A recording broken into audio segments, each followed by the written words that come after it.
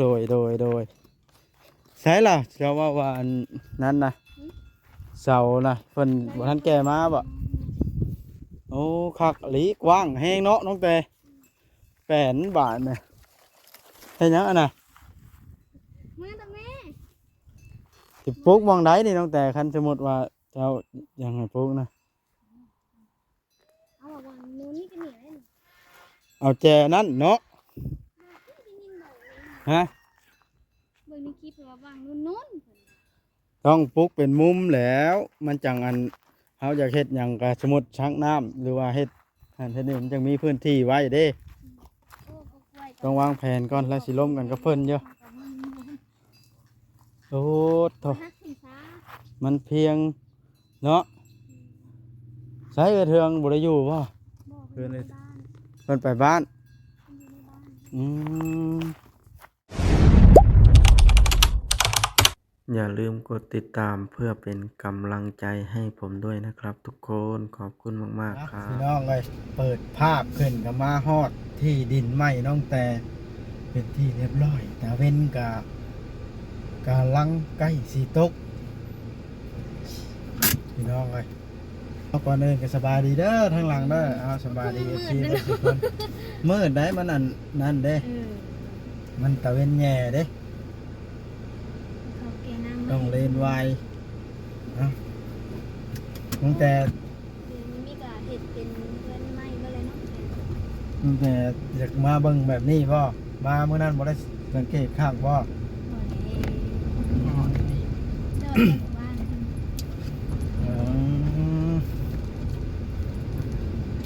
จอดจะใช้รถเนี่ยจอดเล่นในนายนี่ก็ได้กันยางเขาไปดูยางไปเบิ่งว่าหรือว่ารถจะเขาหอดกับมันเลยบ่ฮอดแล้วรถใช้สิฮอดจอดนี่แล้วนะจอดนี่แล้วบ่มีรถคนมาดอกไทยเนาะฮอดแล้วนี่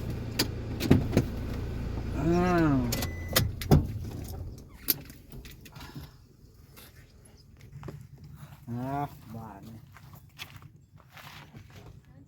ลงมาเฮ้ยกระเพาะจังหวะนี้ยังมาลงตุ้งติ้งเพราะบ้านนี่นอนจะใช้ในเฮือนหลังไหนมาแรงนี่ตกลงเป็นไงนางอ๋อโอเคงั้น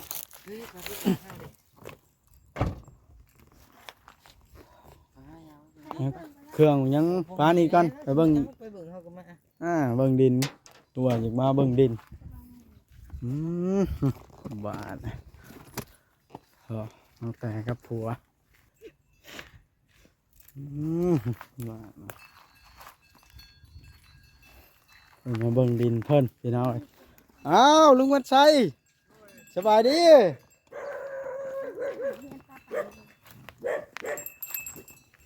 โอ้ลุงวันชัยมีคนงัวขู่มือนี่เนาะ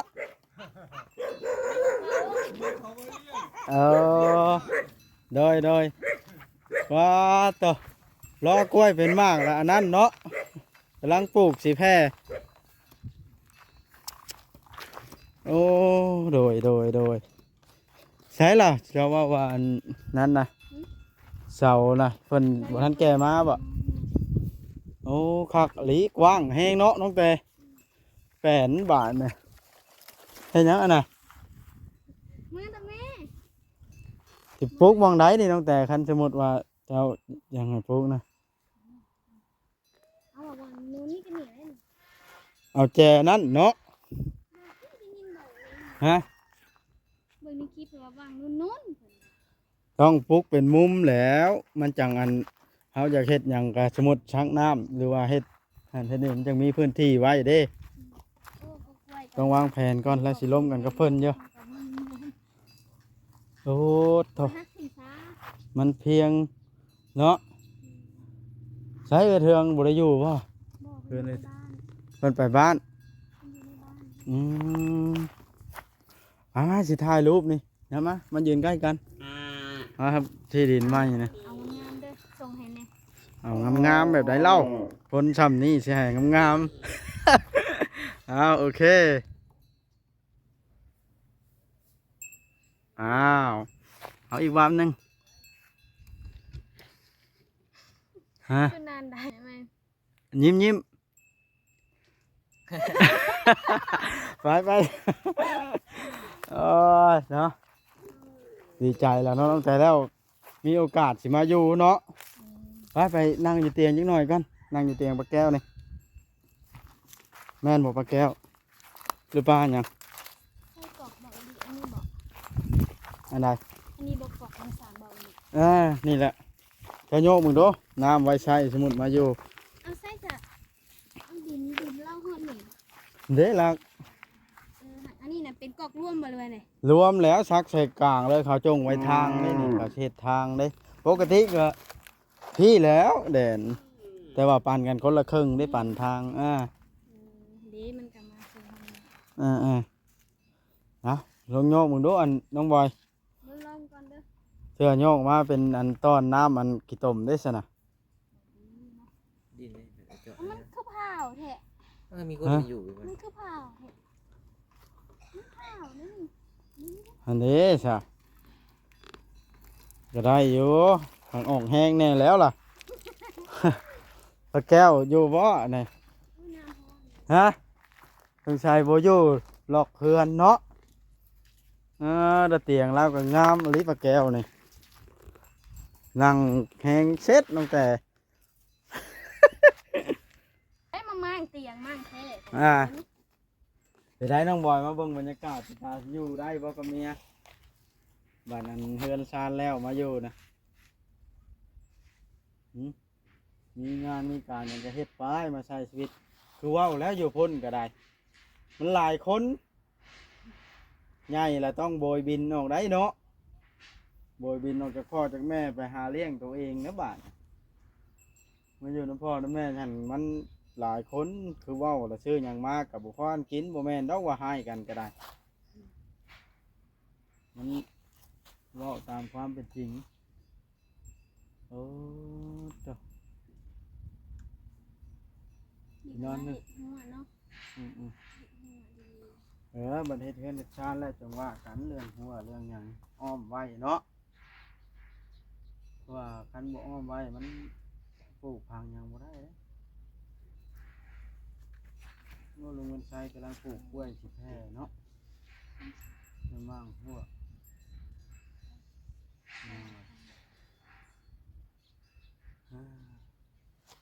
เป็นได้เห็นที่ดินแล้วน้องแต่ มีได้ดี อยากให้บ่ได้แล้วเฮาก็อยู่กับเฮือนเฮาเฮาสิสนใจกับผู้ใด เพื่อนเฮาเนาะ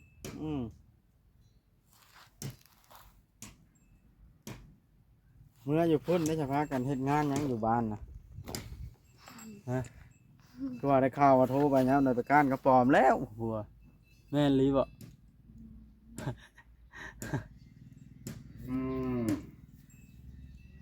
การกระโปรงก็ปลอม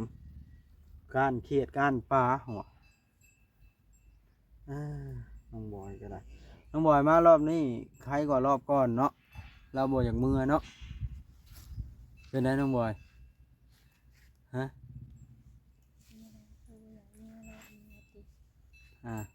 นี่มันปลาเกลียวมันบ่อันนั้น ปลาปั่นนะมา บ่ที่สิปลาปันกันปะ มานั่งเตียงเล่าวส่งเดชโดยที่เจ้าของบ่อยู่ตึกไปทูดบ่เนาะเนาะมื้อนี้คาเตียงก็ได้คอยย่านทักไว้ลงเลยสิจะให้ซื้อมาแทนลาวเลยแบบนี้เนาะน้องแต่ ดีได้น่ะ ฮะ เราดีได้น่ะ แม่นบ่ หักส่วนหลายเราบ่อยากอยู่เพื่อนเนาะแม่ยามตัดอ้อย เราไปเฮ็ดเวียกนี่ห้องน้ำแล้วก็ล็อกไว้ห้องน้ำงามๆแล้วก็ได้มันคอยปวดท้องแห้งคอยมากว่าทับก็จะ ใครบอกกันเราหลอกว่าติ เราหยอกเรา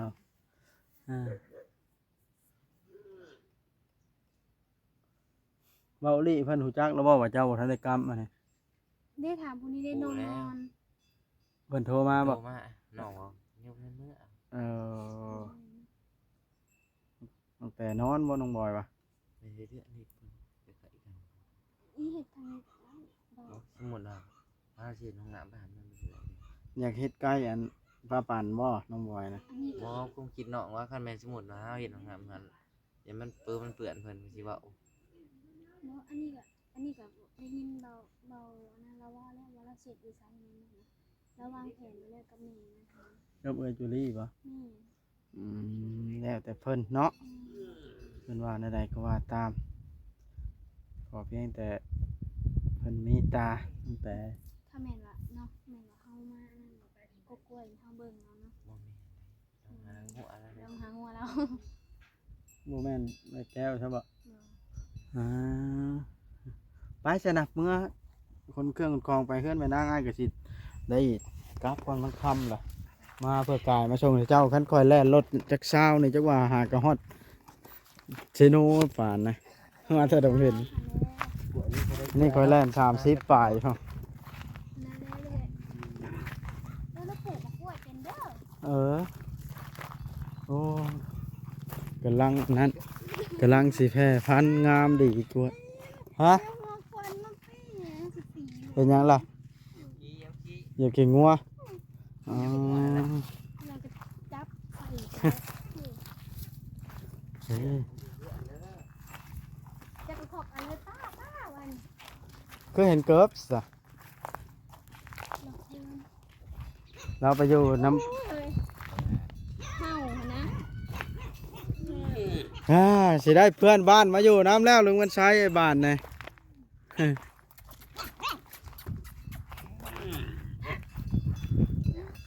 จิวลี่หมานี่ โดยสบายดี ได้ยังกินแรงมานี่ บ่มีแล้วบ่บ่เอ้ย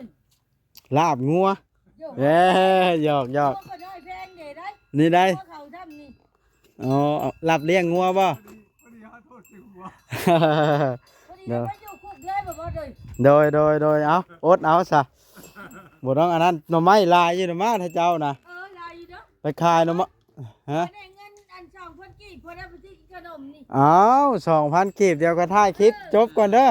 สิถ่ายคลิปจบก่อน โดย เบิ่งสิเอาให้นี่บ่จบก็ได้ชนะค่าช่างเอามาย่างมา แต่มึงก็ย่างหันแล้วบ่นะ ยังบ่หันปานใดเรา มึ ก็ ง ได้ ก็ยังไปแบบนี้คือกันกับมึงแหละแต่ จักดินไผอันนี้บ่ฮู้ ไอ้ นะ พ่อไอ้ตาเด้ 10,000เด้อ ขอบใจเด้อบ่ตาเอ้ยอยู่ดีมีแฮงเด้อบ่ตาเอ้ย ฮะ คุบอันนานบ่ให้ บ้าหยังก็ ให้เด้อให้อยู่ดีมีแฮงเด้อจกบ่ให้คุบอันนานบ่ให้พานอันให้เด้อบ่ตาเอ้ย บ้าวหยังก็ค่อยนะ เบ้า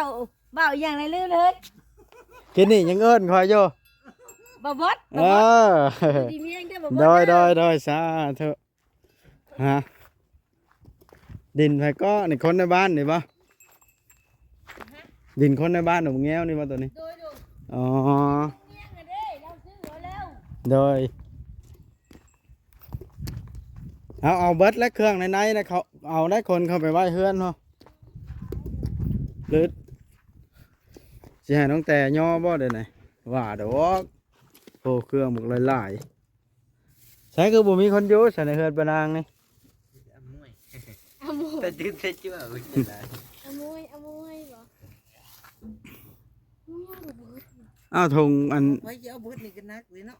ฮะนักแล้วบ่ฮะมาให้ถือสร้อยก็ได้อันหนึงกันเอาเบิดนะกระป๋องง่ายได้อนะ บ่ดอก อันนี้เอามาขาย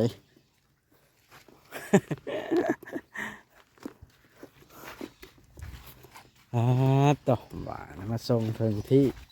ถึงบ่อนสายอันนี้คือเฮือนคือโล่งแท้เลยบ่มีคนอยู่บ่เนาะหักไข่อ้าวสร้างไรเนาะบ่าปิด วัด แต่ นี่พี่จบ ฮะมึงยมผ่านนะมาถ้ามึงยมสมใครอยู่ใช้ปานางอยู่บ่เอามาเล็กเอามวยโอ้เพิ่นนึ่งข้าวอยู่หลังบ้าน เบิ่งอีก เนาะน้องบอยอืม กบยังหน่อยตายเลยวะ เป็นไรมึงยมละสิมึงเนาะฮะ ฮัด โอ้ยเช้าบ่เป็นกินซะโอ้สร้างเฮ็ดมาก่อนนี่เฮ็ดไปโลดๆเล็ดๆ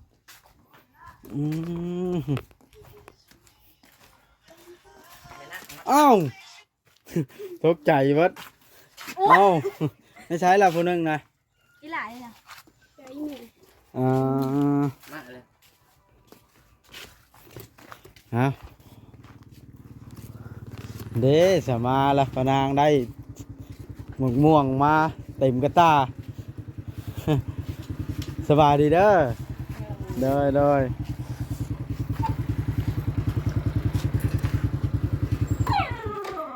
มาได้ใช้เดี๋ยวนี้นะ ให้จักเอา อ๋อ เนื้อฝาน มาเท่าไรเดี๋ยว พันที่ มัด1,400ได้100ปลายโอ้ เป็นลมเลยเนี่ยเป็น เกือบเป็นลมเหงาเนาะเอาเข้าไปพักผ่อนย้อนอารมณ์ก่อนมันเมื่อยนี่บทีไปแล้วมันร้อนเนาะแพงมันนี่พัดแดดเนาะอ๋อมานั่งก่อนน้องแต่นี่นั่งหอมแก้มผัวให้เบิ่งนะ หัวยังตัวนั้นนะหึเพิ่นอารมณ์ดีมันนี่เนาะแต่ก็โอ้ยนี่แหละมาแต่เทื่อเคยมาเช้านี่บ่เช้าลาวนี่บ่ ไปโลด เดี๋ยวต้อง ฮะ โทรหาไอ้เพื่อนก่อน อ๋อโทรหาหนึ่งดูคือบ่เห็นน่าจะเชื่อเนาะรับประทานอ้อยคือกันนะมะนั่นก็ได้ มาเอื้อนมาแล้วเดี๋ยวมา ฮัลโหลติบ่บอสอยาก ลู เห็ มาน นอนเถอะแล้ว จักแล้วถามกันผู้อยู่ด้วยกันนะวันนี้ อืมซึ่งมันยังสองคนนั่นก็ได้บ้าบ้าเลย ก็ไปซื้อขนมว่าสิได้เงินนะ ฮะ 2,000กีบ โอ้ยมัน2,000กีบ บ่ซื้อแล้วผู้สิให้กันเนาะ เบิกเอานิ้วตามเขายังจื้อได้อยู่ ตอนนั้นเราจัดการบ่าวจ้อยชาแนลเนาะ เขาบ่ให้จะบ่น่ะไปกดหัวค่ะ รถมันอยู่ตามกินกันนะ ฮัลโหลอยู่ไสเฮาอยู่เพื่อนจ้านี่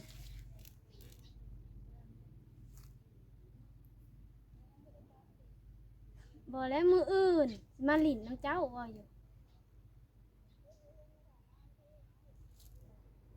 ยังสิเขาเอามาอยู่บ่ซาเพื่อนจันออกมานี่เด้อ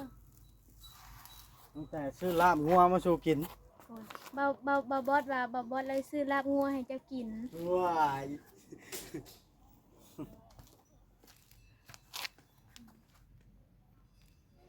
เจะนอนอยู่พุ่นบ่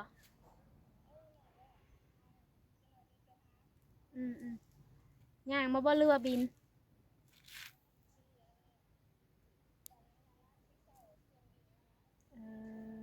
เออโอเค เพิ่นบ่มาบ่ จักหน่อยกันนะพี่บ่าวบอดมือบ่เห็นเพิ่นอีก ไอ้สิมื้อแล้วมาแต่เราเห็นยังเมื่อยเพราะแห้งแล้วไปเฮ็ดเรือนเบิดมื้อมานะ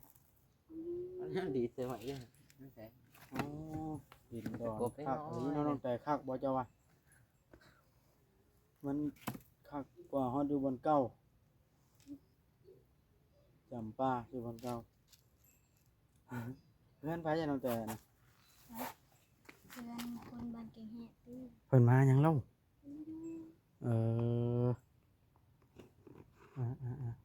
เอาโอเคเด้อซั่นนะ น้อย กลับก่อนบาทนี่ น้อย กลับก่อนเอาตกลง